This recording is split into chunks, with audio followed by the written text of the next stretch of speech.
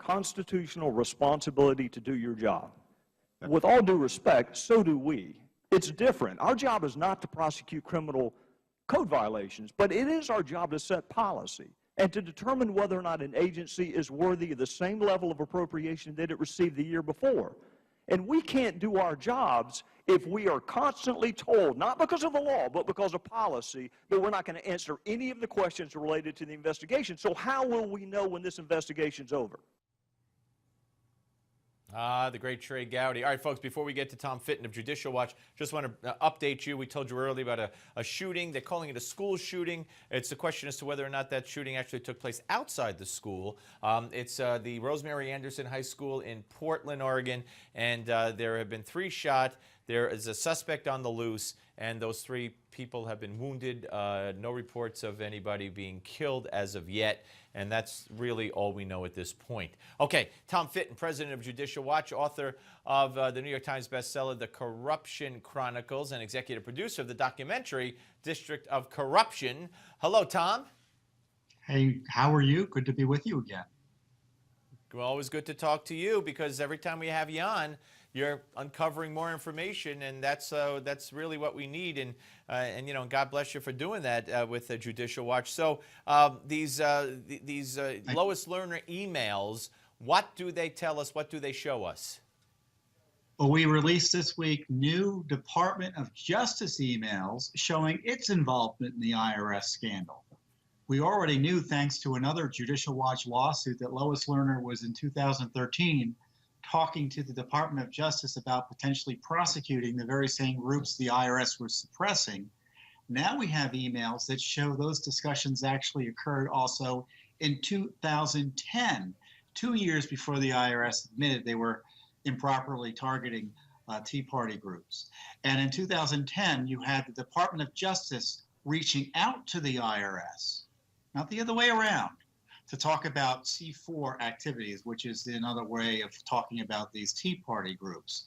And these emails were turned over to us because we had to sue the Justice Department, which is violating FOIA law. That's why we sued the Freedom of Information Act. And they were withholding this information from us. And they found 835 records, or 34 records.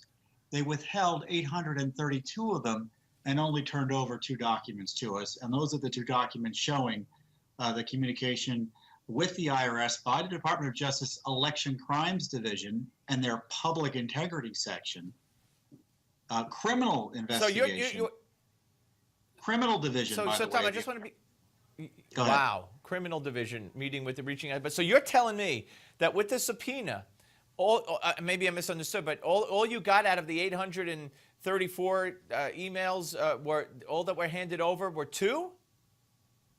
Yeah, 834 pages, I believe. 2 pages were handed over to us. Everything else withheld. In their and that entirety. Was withheld under what grounds? Oh, there are many grounds. You just have to be imaginative. Deliberative process, privacy, law enforcement.